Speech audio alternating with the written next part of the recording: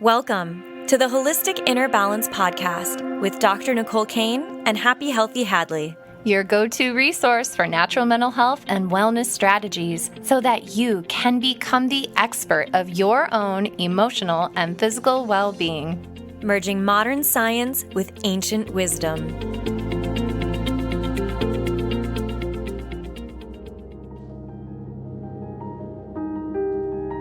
Hello, hello. Welcome back to Holistic Inner Balance. I am Happy Healthy Hadlee. And I'm Dr. Nicole. And we are here to continue our little mini series on the doshas and nutrition for the doshas in order to combat the anxiety that kind of pairs with each dosha. So we've talked about Vata in the mind, we've talked about Pitta in the mind, and now today we are talking about Kapha in the mind and how to eat in a way that actually helps us balance all of that Kapha that we've got going on. I love that. And I've actually found a huge amount of benefit with this from the one that pertained to me. So I'm more Vata at this time when we're having this conversation. And we did the Vata podcast and you gave some really great suggestions that I've been taking and running with. And in fact, Hadlee, today, before we had our conversation, I was like, hey, I want to eat lunch really quickly. And you're like, remember, don't eat too fast. Don't make your cough or your Vata worse. And I appreciate yes, you were that. like, oh, can I have 15 minutes? And I'm like, you're going to need more than 15 minutes to eat in a way that doesn't make you get air inside your digestive tract. And my patients will thank you for that. Yes. So I love this conversation series. And so if y'all haven't heard the other episodes, definitely go back to check them out. And so today I'm really pumped that we're going to be talking about Kapha. And so Hadlee, can you just introduce us in case someone's new to this channel and they're not sure what Kapha means? Can you just do like a teeny little intro to that? Totally. Yeah. So kapha is the elements of water and earth. So when we mix water and earth together, what do we get? Mud. Yes. So kapha tends to be more, especially if we're thinking about kapha in the mind, it tends to be more like we're feeling stuck, feeling stagnant. As far as mental health goes, there can be some more like depressive symptoms. There can be more of that, even if we have anxiety, it can feel a little bit more like we're stuck in the anxiety. So even if we're having like anxious thoughts, it's harder to get out of those and kind of like switch to something else, if that makes sense. It's like we just keep going and going. Kapha is amazing because it has endurance. And so we can like keep going with focus, or we can keep going with different things, but it also means that we keep going with when we're stuck in like one of those loops. And so that's where kind of stuckness is really the name of the game here. Yeah. And so this comes from Ayurveda. Mm-hmm. And so this is a understanding of the health of a person it's originating many thousand years ago in India, right? Mm-hmm. Yeah. So yeah, Ayurveda is, the word Ayurveda means the science of life or the science of longevity. And so it's basically how to have a human body, which is why I love it. It's like, it's not a specific diet or like a specific, thing that you have to do, but it's just showing us how to have a human body and mind. Like it's like really how to balance out anything that feels wonky in our bodies and in our minds, because we know that they're so interconnected. And so kapha is just one of the three doshas that kind of play into those imbalances that we can have. And kapha is just the one that tends to be more stuck. So when we think of that, we can start to balance those things. And if you want to learn more about the Pitta and the Vata, you can go back and listen to those ones as well, those episodes. This is such an important conversation to have, because I feel like in mental health care, generally speaking, we have these broad categories. It's you're anxious or you're depressed or you're ADHD or whatever label it is. But then if you get 100 people with anxiety or 100 people with depression, each person's experience is going to be slightly different. And so it doesn't make sense that everybody would receive the same treatment. But unfortunately, in the conventional medical model, the treatments are quite similar. Maybe you'll see a slight variation in medications or therapy approaches. But what I think is really profoundly important to always circle back to is that your symptoms are your body's messages of what needs healing and how. And Ayurveda is a tool to understand and decode those messages. Yeah. And so I think that's a really important reframe, is that this just gives us a little bit of a strategy to do a deeper dive into how you can actually heal as a whole person so that you feel less stuck or less depressed or less anxious. And yeah, so, it's all about tailoring it to your actual individual needs. Like, it's like there is not, and the like modern scientific model, there's so much good that comes from it, like like the actual like scientific system that we do, where it's like there's like an N of however many people, like that, however much population you're kind of testing and all of that kind of thing. But it really goes after what's average for people. But Ayurveda actually takes it and is like, okay, just because something is like the average for most people, that doesn't mean that it's going to work for each individual person. So like, on a population level, that might be the case, but for each individual person, we actually need to tailor it to the doshas that are out of balance. So we need to tailor it to whatever their actual symptoms are and experiences are. And then we can kind of tailor it based on those qualities. So if you want to learn more about what dosha might be predominating for you, Hadlee and I actually have a brilliant quiz that Hadlee put together, and you can find it in the link in the bio of the show notes here. You could also find it at our social media. I'm Dr. Nicole Cain, and Hadlee's handle is Happy Healthy Hadlee, Hadlee. And so you can find the quiz in either of those places. And so I recommend like bookmarking this podcast, going and taking the quiz, and then making sure that you zero in on the episode that really resonates most with your experience, so that, as Hadlee said, you can tailor it. So that's a pitch for the quiz. It's free. Go check it out. Yes, totally. And what I will say too is like, even if you don't get, even if you're listening to this episode and you don't get kapha as your most predominant one, you might find that you experience kapha symptoms in your mind sometimes. Like springtime, late winter and early spring are more of that like kapha season. And so you might just experience more of that. Most people are just experiencing more of those kinds of things this time of year. You might feel more emotional. You might feel more just like you might feel like you like are crying more. You might feel like you just have more emotions, and that just relates to feeling like stuck in those emotions. It's like the water and earth elements of just, especially the water element of just like weepiness, that kind of thing. And so if that's the case for you, then like in the springtime or in the late winter, then just know that's totally normal. It's kapha season, and you can do what we're going to talk about today to kind of help balance some of those things out. I think that's brilliant. And this episode's being recorded right here. We're entering spring. So this is like a perfect time for us to be having this conversation. So exactly. Hadlee, tell us about how we can combat anxiety and get healthier with respect to understanding kapha.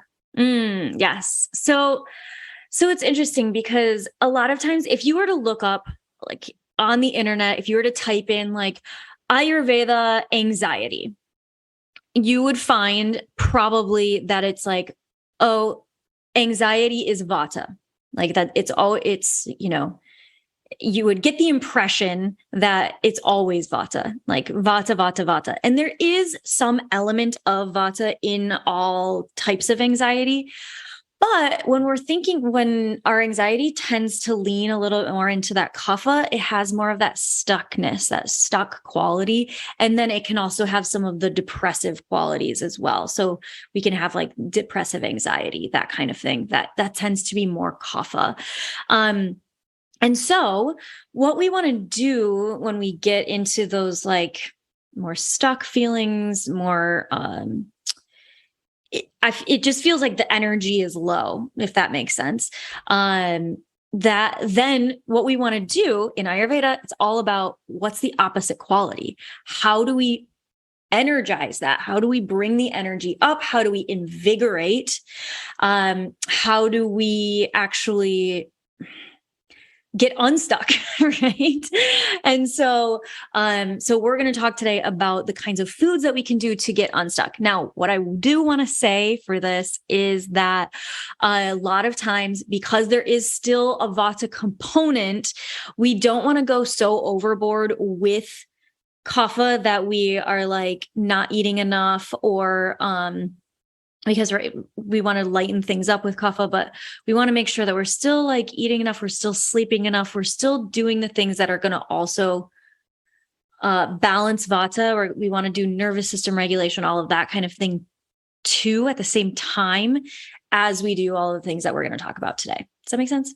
That totally makes sense. As you're talking, I'm getting this image in my head of the Neverending Story. And do you remember that scene where the horse gets stuck in the swamp mud? Oh my gosh, I love it. I don't know. I haven't seen that Neverending Story. It never ends. Like that scene never ends. It goes on and on forever. And so I'm imagining like the ultimate Kapha scene. Yes. Where this like horse is it's like in a swamp and it's in quicksand. And it's not that deep at first, but then like the scene is like 30 minutes long. I exaggerate.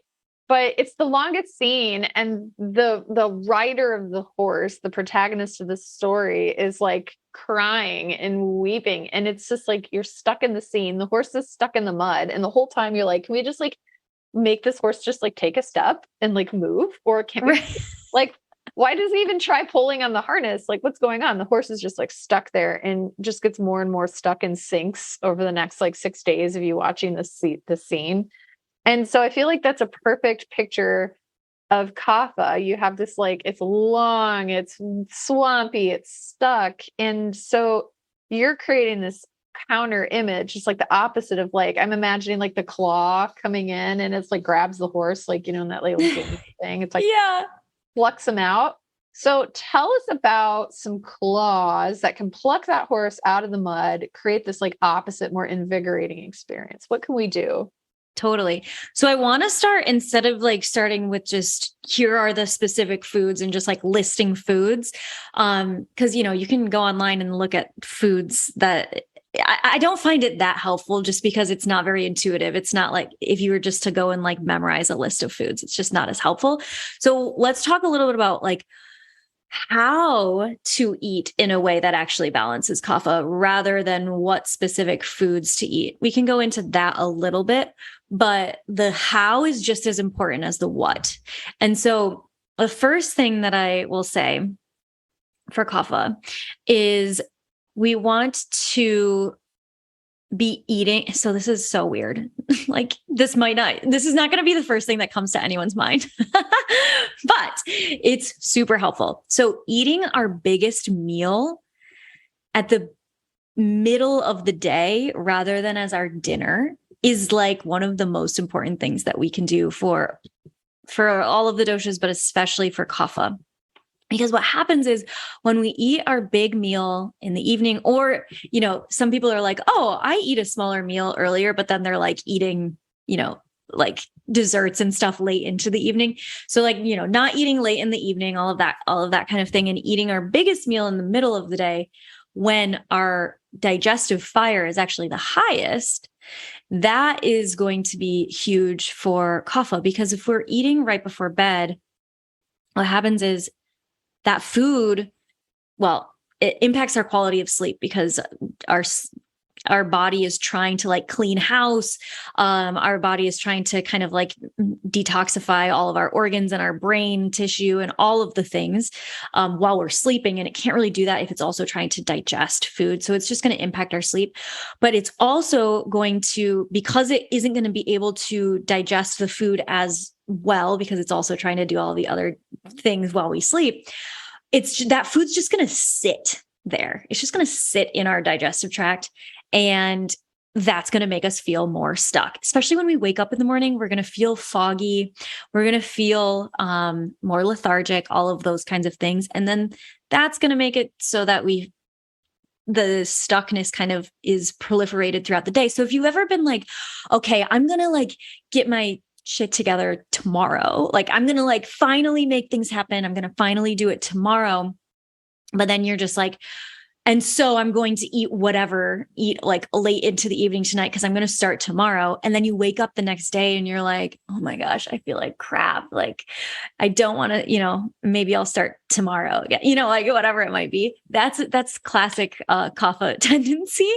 And so it's really, really helpful to eat that bigger meal in the middle of the day rather than at the end of the day. So that's like the number one thing. And some people, if they're in that kapha pattern, I imagine that they may wake up and they may not have much digestive fire or much of an appetite. Right. Exactly. Yeah. I'm curious what your hacks are for that. With my patients, I like to have them do like warm lemon water, maybe with some ginger and some, like maybe a little bit of honey for taste if you need to, but to like stimulate maybe some apple cider vinegar to stimulate digestion so that you could start training your body to be hungrier earlier in the day. What is your hack? Yeah, no, that's exactly it. It's lemon water. All of the things that you mentioned are awesome for kapha. Unless you have a lot of pitta as well. If you've got like any burning indigestion or anything like that, I would say steer clear, especially from the apple cider vinegar. You could maybe do the lemon water, but I wouldn't do it. If you have a lot of pitta, I wouldn't do it every single day. You could also do lime water if you have a lot of pitta, but you also have a lot of kapha, because lime is a little bit more cooling than lemon. So I'll say that, but all of those things are awesome for kapha. If you've got like that slower, sluggish digestion and you wake up and you don't feel, like you're hungry or like you're, ready to go for the day, that's an awesome way to get things moving. Brilliant. So to summarize what you've said so far is if we find that we're in that kapha state, how we eat is just as important as what we eat. And so the first recommendation is to try to get your largest meal in earlier in the day, like lunch, as opposed to dinner. And if you find that you don't have that digestive fire and you're not really hungry, you can start retraining that. And it will depend on your secondary and tertiary dosha. But if it isn't pitta-y, so if you don't have the fire, then igniting that fire with, like, as we said, like lemon water, apple cider vinegar, maybe a little bit of ginger. But if you are fiery, there are alternatives. Totally. Yeah. Cool. And like eating, like not eating when you're not hungry. So only eating when you are hungry is like the name of the game for kapha. Because when we eat when we're not hungry, then that proliferates that like stuck pattern, and it feels, the digestive tract just feels sticky and stuck. However, a lot of times it's really hard for kaphas to not eat when they're not hungry, because we have this pattern of just, usually it's using food as comfort. And so that's where a lot of times, especially if we're experiencing anxiety, we might experience anxiety and then use food to go like over top of that anxiety and kind of quell that anxiety, ground the anxiety, numb it essentially. And it's pretty effective in the moment of numbing anxiety. So a lot of times people who have a lot of kapha don't even know that they have anxiety, or they don't even know that they're emotional eating. Like, I didn't know that I was emotional eating. I never resonated with that term. I was like, I just need more willpower. But no, it was that I had all of these emotions. I didn't think I was very sensitive. I didn't think I was a sensitive person, or that I had a lot of like emotional things, which is hilarious now. Like, I like watching movies or TV shows, I'm like immediate cry, like anytime there's anything sad, or even if someone's telling me like something sad about their life, like I'll just like immediately tear up. So I was suppressing all of that stuff with food. And so that's where it is hard with kapha, with anxiety, because a lot of times we won't even resonate with, like having anxiety, because we're covering it up with so much food. So like, really working on digesting not just our food, but digesting our emotions is so massive for kapha. I think that's a really good point that you bring up. And when I work with clients, I often, when someone's coming to me and they have an emotional concern like anxiety or depression, I lean into the way the body is expressing that, because sometimes, like you're saying, is that we're using coping skills, whether it's a supplement or the way that we eat or a medication, that in some ways can make it harder to access those emotions. But the body will often find other creative ways to tell us. So it's like that game of whack-a-mole. Like maybe you have anxiety and then we whack it and it suppresses that anxiety. You take an antidepressant or 5-HTP or St. John's wort or whatever it is, you suppress it. But if that underlying cause of anxiety isn't there, that underlying cause is going to express it in other ways. And so you're describing like trying to look at the whole person, because maybe you don't know you're anxious. And so looking at your habits and how you feel in your body might be better data. Yes, totally. Yeah. And I think, it's especially tricky with kapha because it is so like in Ayurveda, a lot of times, especially if you're like a beginner to Ayurveda, it's like, oh, well, if I have kapha, then I just need to lighten up my foods. I just need to eat like lots of spices and like all of these things, which we'll talk about that in a minute too. But it really is so important to do regular emotional housekeeping, whether that's, seeking, professional help if you need to. And also just like journaling each day, just to get stuff out, just to get stuff moving, is so, so important. And like Ayurveda is all about digestion, but it isn't just digestion of food. It's digestion of everything we're taking in through all 5 senses, which I think is also really cool about Ayurveda and really important to be thinking about too. It's like, are we constantly in this loop of feeding an emotion that we don't actually need to be feeding all of the time? And then we take in food to kind of try to numb that emotion. And then it's a vicious cycle. I think that's exciting. That's such good data. I love that. I love that parallel between the mind and the body and the feeding. Mm-hmm. Maybe we should do an emotional eating episode, because I have a whole like model of emotional eating and how we actually break the cycle. There are like different stages that we can break the cycle. So if y'all are interested in that, let us know. We'll definitely put that forward on the docket. Yes. Perfect. So let's talk a little bit more about like how else we can balance kapha in the ways that we're eating. So we want to, when we're thinking about like the qualities of earth and water, and especially put together, it's mud, there's a lot of stickiness, stagnancy. It's also like cold and wet. So we want to bring in the opposite qualities, which are, we want to bring in more of the like drying qualities. We want to bring in more mobile qualities, spicing things up, lightening things up, right? Because when we feel stuck, we want to bring in more lightness. And so what kinds of foods do you think might be balancing for that, Dr. Cain? So I'm thinking of, just you said drying, moving, lightness. I'm also thinking warming. Yes. And so I'm thinking about like spices, as you said, something that's like heating, like cinnamon or ginger, or I know turmeric can be tridoshic, so it can be helpful. Mm-hmm. Drying, so we want astringing things. And so astringing is like if your mouth is really juicy, but then you put like cinnamon in your mouth suddenly feels like dry. Like sour things can do that. Like, so we were talking about like citrus, like lemon and limes. I want to be mindful in saying that though, because a lot of people also have an overlapping histamine imbalance too.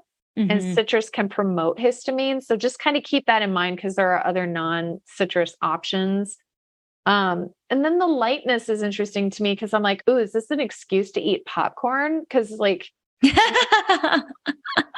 popcorn like literally flies through the air as you're popping it. So can I have popcorn if I'm in a kapha state, or is that going to make it worse? Actually, yeah. Finally, someone can have popcorn. So the one thing I will caution against is putting a bunch of salt and butter and oil on that popcorn.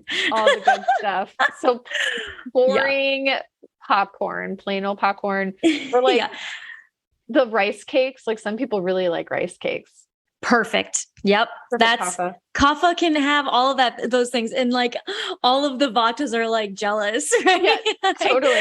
Like my Vata self is like, gosh, I want popcorn, but Hadlee said I could have it if I like saturated it in like delicious oils. So yes, exactly. Yeah. So if you have a lot of Kapha, like, or if you have a lot of Vata, popcorn is like one of the hardest things to digest, because it's just basically air. But, you know, in small quantities, you can have like Ayurveda is never like about like deprivation. Oh my gosh, I love it. You've got your popcorn in your bag. I'm like, you hear the rustling in the background. I have my skinny pop and I have like butter. I love it. Yeah. Add that butter. Add butter to it. I like to do olive oil. I love olive oil on my popcorn. It's so good. Or if you do butter is awesome too. Ghee is awesome too. Yeah. But yeah, so for Kapha, we don't want to add and like, I'm not saying that you need to just eat plain, like I've eaten plain popcorn before and it sucks. Yeah. Sad like day. Add a little bit, you know, like the thing is, like, don't do this thing where, especially if you have a lot of Kapha and maybe if you have secondary Pitta or if you have a lot of Pitta and then Kapha, don't do this thing where you do the deprivation binge dance of like, oh, I'm only going to eat Kapha things, because if you only ate Kapha things, like you would hate it. I'm miserable. Yeah. Like there's, you know, like if you just didn't eat any salt at all, not only would it be super unsatisfying, but actually it's not actually beneficial for anyone to follow a purely Kapha diet or a purely any of the diets, because we have all the doshas in our bodies. So again, you know, I just want to emphasize that. Yeah. But the cool thing about Kapha is, basically any spice, any herb that you can think of is awesome for Kapha, except for salt. Salt is which isn't really a spice, but salt is like the one thing because it retains water. It makes us retain water. It's harder for Kapha and it can cause more of that, you know, hypertension, all of that kind of thing. But you know, don't just like take salt completely out. And that, because I've had clients before where they're like, they took salt completely out of their diet, but then they like hate the foods that they're cooking. So then they end up just like ordering out. And then the food from the restaurant has way more salt than they would ever put in if they were cooking at home, you know? So eat salt. It's okay. Yes. Is I guess what I'm saying. I love that. It's balanced because there's a big psychology to it too. Is like, if I'm feeling deprived and upset, it's going to create imbalances in other ways that will have a whole domino effect. It'll affect your gut brain axis, and that'll affect your neurotransmitters and your hormones and your inflammation. It'll circle back. Totally. Exactly. Yeah. So, and then, you know, we just want to think warm, light, dry foods. So whereas like Vata, we're thinking like warm, like unctuous, like oily, watery foods. Kapha, we're still thinking warm, but we're thinking more along the lines of light and drying. So things like the ways that we can cook things even matters. So like baking things, like roasting things in the oven, those things, that's going to like dry things out rather than like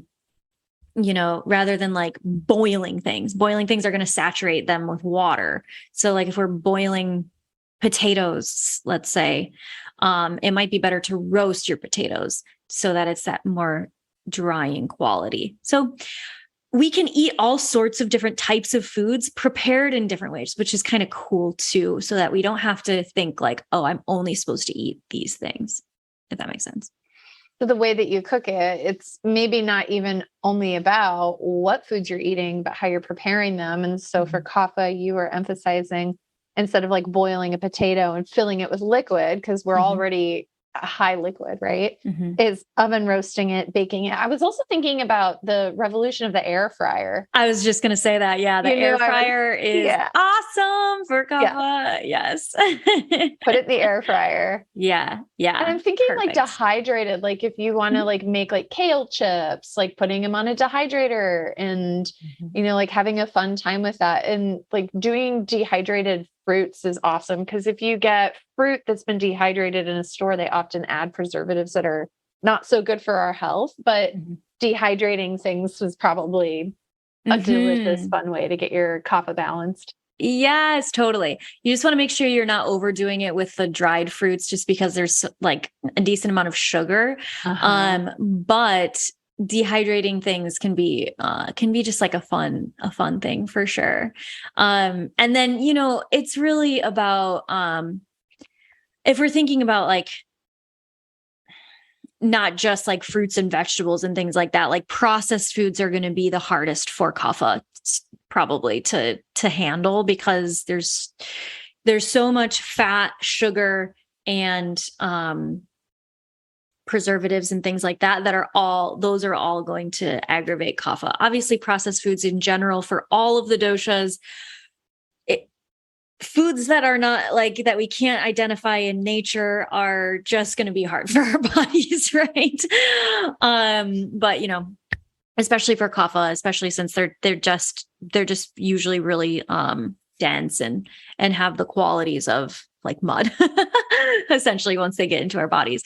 So we want to be eating fresh foods and things like that. And then loads of greens. Like kapha can eat all sorts of greens. Whereas, you know, it's interesting, like the wellness world, really is optimized for balancing kapha. Like it's like all of the like quote unquote healthy things that we see, like smoothies and salads and all of that kind of thing. Well, smoothies can actually be a little bit harder for kapha, but like salads, juice, vegetables, that kind of thing, that are like the quote unquote healthy option or whatever in our wellness world, those are all optimized for kapha. So we can kind of follow that a little bit more. Whereas like for vata, it's really hard to digest raw greens and things like that. And for pitta, it's really hard to deal with all of the like, lemon, all of the things that are like trying to increase our metabolism are a lot of times harder for pittas because it's sort of acidic a lot of times in nature. So, but kapha can kind of go with the norms of the wellness culture that we're currently swimming in. That's perfect. Yeah. Yeah. So, it's not exactly right. Like I mentioned that smoothies can be a little bit harder. The reason that smoothies are harder to digest for kapha is because they have the cold, wet qualities. So if you want to have smoothies, maybe add some ginger, turmeric, some spices that are cinnamon, things that are going to like heat it up a little bit. And then you might be able to handle it a little bit easier. I have a question for you that I've seen asked around and I've been wanting to get your take on it. And so y'all, I didn't volley her up for this question. So she's been preparing, but what is your thought on maybe kapha, but maybe in general, the doshas and mushrooms? And so I'm thinking like reishi and cordyceps and lion's mane. How do you see those interacting or playing in a part? So in Ayurveda, it's really interesting. So in Ayurveda, nothing is off limits. Anything can be medicine. In the yoga, like if you're on like a yogic path in like Vedic philosophy, there's like a term called sattvic foods. And basically that means like they're like kind of like pure. They're going to help you to be able to basically like access higher levels of consciousness and spirituality and things like that. Mushrooms and onions and garlic and those kinds of things are not part of the sattvic diet. But onions and garlic and mushrooms can be really beneficial medicinally. So like if we have certain conditions and certain things, eating these things are going to be beneficial and helpful, especially if we're not like, going for that like enlightenment path, right? What I will say is, so onions and garlic are usually pretty good for kapha because they're stimulating. They're a little bit more of that like spicy, pungent taste. They're going to invigorate kapha a little bit more. Mushrooms are actually, they can actually dull the senses a little bit more. And so they can be helpful, especially if we have like a hyperactive nervous system, right? If we've got a lot of vata going on, or if we have more of that, the hyperactive nervous system, it can sedate us essentially, which is why the adaptogenic mushrooms are so popular right now, because all of our nervous systems are just like shot, right? And so it can be really helpful. From what I've seen, I think that's why that it's become so popular. But yeah, in like traditional Ayurveda, it is more of it creates more of a dullness. So for kapha, it might create more of a dullness. The medicinal mushrooms, though, they can all be used for different types of things too. So I'm not like an expert in the actual like lion's mane, cordyceps, chaga, reishi, all of those specifics and what they specifically do medicinally. But that's kind of, does that answer your question? Yeah, that's a great answer. It's a really, I feel like, well-rounded answer. Because, you think nuance. About the nuance is like always the name of the game. Yes. And because I was like imagining, you get like mushrooms at the grocery store. And I feel like one is that they grow in moist areas. And when you touch a mushroom, I mean, depending on the type, but I'm thinking just like the regular ones we get at the grocery store, they have this like interesting quality where you rub them and they just kind of crumble apart, like they're dry. But when you feel them, they feel kind of moist. Right. So they're like dry, but moist, but crumbly, but they grow in swamps and trees and things. So I was curious to hear your perspective on it. So I thought it was really interesting. Yeah. Yeah. And it's, the word in that is tamasic, and it just means that it can, because it grows in like this like dark, this dark space. It's a little bit more like occult, like it's just like more shadowy. It's not bad or wrong. Nothing is really bad or wrong.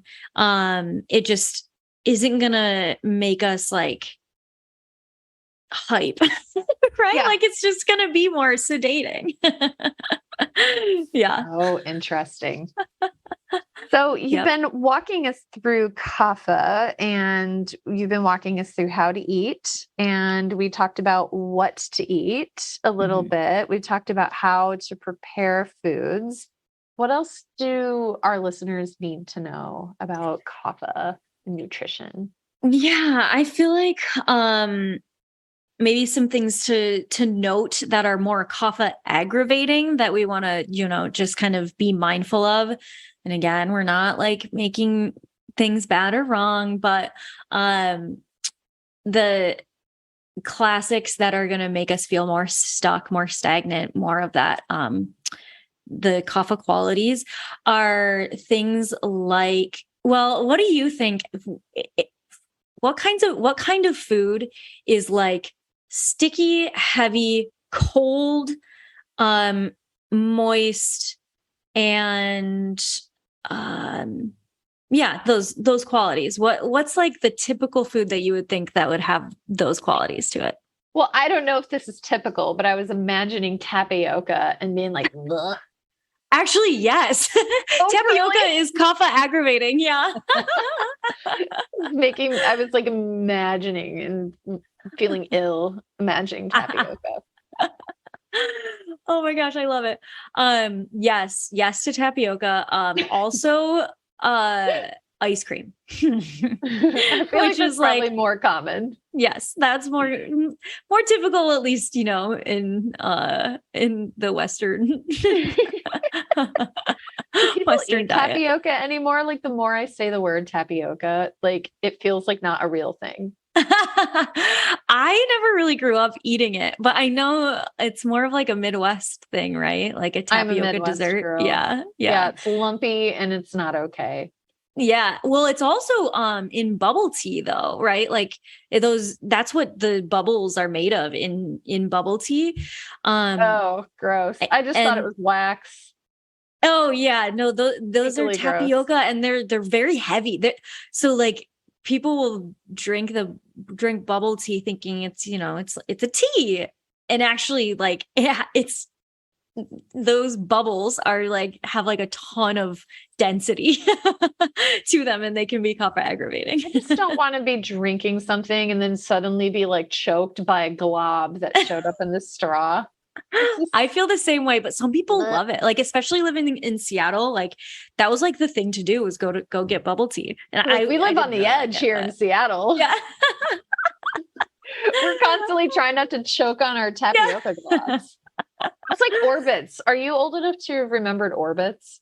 No. Who here that's listening to this has ever had Orbits? Like it came in this glass bottle that was shaped kind of like a decanter. It was like kind of pyramidal shaped in this glass, which nobody uses anymore, right? It's all plastic now. Yeah. And it was a clear liquid. And there's like these floating, levitating balls that it's like tapioca for 1980s, 1990s Midwesterners. And so you drink down these globs that I'm fairly sure were all made of plastic, but I don't know. That's so wild. Yeah. I love it. So yeah, so that is kapha aggravating, actually. It's Nicole aggravating. Yes. And then ice cream, things like ice cream, pudding. a lot of dairy, yeah, pudding, things that are just that texture, right? Like of are going to be more kapha aggravating. And then, things with more oils and fats are going to be more kapha aggravating. Deep fried, anything deep fried is going to be, because we're literally saturating it with oil, right? Like that's exactly what kapha is. It's saturated. Yeah. So all of those kinds of qualities are the things that we can, dense, heavy, that kind of thing is going to be a little bit more. It's just going to be harder on kapha. Again, we don't have to take every single thing out and never eat any of those things again. But just knowing that can be really, really helpful. Brilliant. Mm-hmm. Anything else that we need to know in order to combat anxiety with nutrition? Oh, I will say, and I've experienced this before where I've had just overeating in general, even if it's not to quell emotions, even if you just like, you accidentally overeat, that can also trigger anxiety, especially in kapha where it's like, oh my gosh, not again. I'm going to feel so stuck. And then we kind of get into that spiral. And so just, being mindful of, not overdoing, something that I used to do, which was like a disordered eating pattern, I will eat only kapha foods, or I didn't really know it was kapha at the time. I didn't know about Ayurveda at the time, but I would only eat like, certain like lighter foods or whatever, but I would just eat a ton of it because I was like, oh, this is fine to eat. This is like non-processed foods or whatever. I'm just going to eat as like so much of this. And that is still going to aggravate kapha because it's just too much for our bodies to be able to handle. And then our digestive fire is just like dampened. So it's like, think of like a bonfire and you're just like pouring sand and literally earth and water on it over and over and over and over again. It's going to create less fire. Awesome. Yeah. That's really helpful. And I think that's really cool too. And I want to emphasize something that you've talked about in the past is that there's a relationship that can get a little complicated between Vata and Kapha. Yeah. And that's something that I really resonate with personally is I'm primarily Vata and then I have an underlying Kapha. Yeah. And it makes it a little bit more challenging to eat in a way that's going to make them both balanced and happy. And so as we're finishing up here, do you mind just touching on that a little bit? And then if you're listening and you're like, oh, I want to know more about that, then like definitely you should go and listen to the Vata episode. Totally. But tell us what you think about that. Yeah. So Kapha Vata is typically the thing that is going to go out of balance more often than Kapha, because Vata is just, it's more subtle. Because it's like the elements of air and space, that moves faster. And so it can go out of balance faster. Whereas Kapha has that staying power of like, if we're in balance, we stay in balance for a long time. If we're out of balance, we can stay out of balance a lot longer, unfortunately. But the nice thing about Kapha is that if we're in balance, we can stay in balance more. But what I want to say about that is if you have a lot of Vata in your constitution and then you have that underlying Kapha, you just want to be mindful of, like, the number one thing is just being mindful of portion sizes. So eating things that are going to balance your Vata, especially if you have more Vata than Kapha, you just want to be mindful of eating things that are going to be Vata pacifying, but just eating a smaller portion of those things is going to be helpful to keep the Kapha in check. That's really important. I think that's huge. Yeah. In my family culture, we have a waste not mentality. And you said something to me like 2 years ago about that. You're like, is it going to rot on the plate or is it going to rot in your body? Right. And I was like, oh, burn. Because if something's on my plate, we're like, don't waste that. You better eat it. But that's like overeating and it's not honoring your body. And so that's really stuck with me, Hadlee, for like years. And it's actually also wasting it, but even worse because it is making you less functional. Totally. And so it's wasting it even more than throwing it away. Totally. Yeah. Like you think you're doing the right thing, but if you can not overeat, that could be so much better for your health and longevity. There's a huge link between life expectancy and the quantity of food that we eat, and overeating is a really huge factor.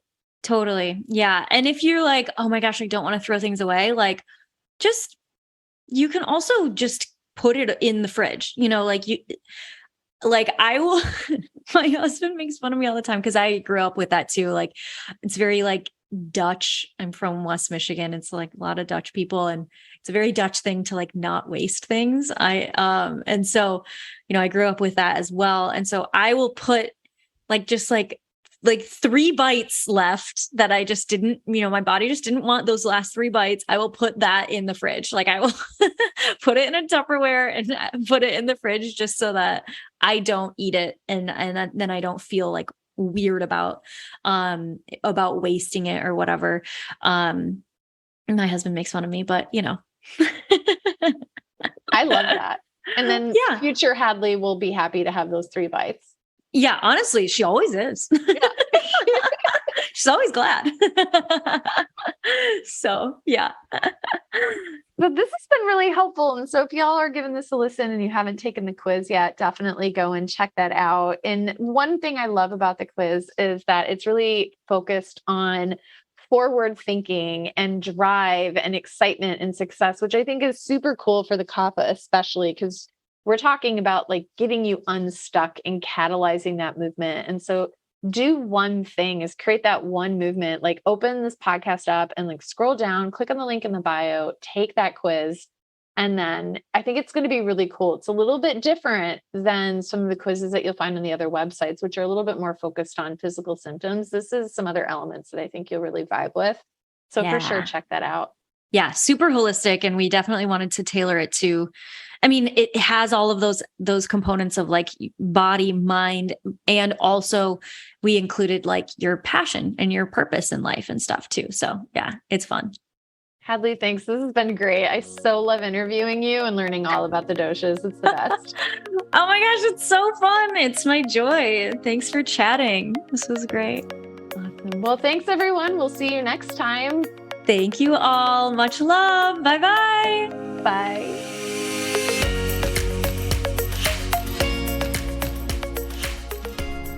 The recording you just listened to consists of the personal opinions of Dr. Nicole Cain, a naturopathic doctor with a master's in clinical psychology, and Happy Healthy Hadlee, an Ayurveda expert with a master's in health behavior and health education.